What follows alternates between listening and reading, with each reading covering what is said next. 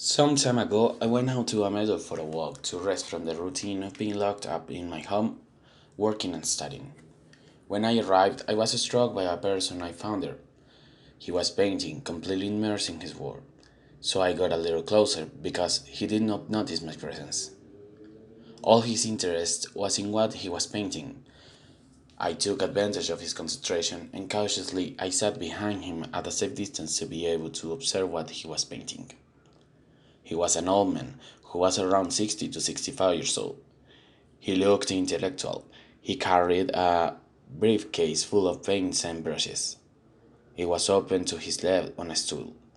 In front of him, he had the canvas on a wooden lectern. He was painting the landscape that we had in front of us. It was very beautiful because it was spring and nature was full of flowers and full of colors.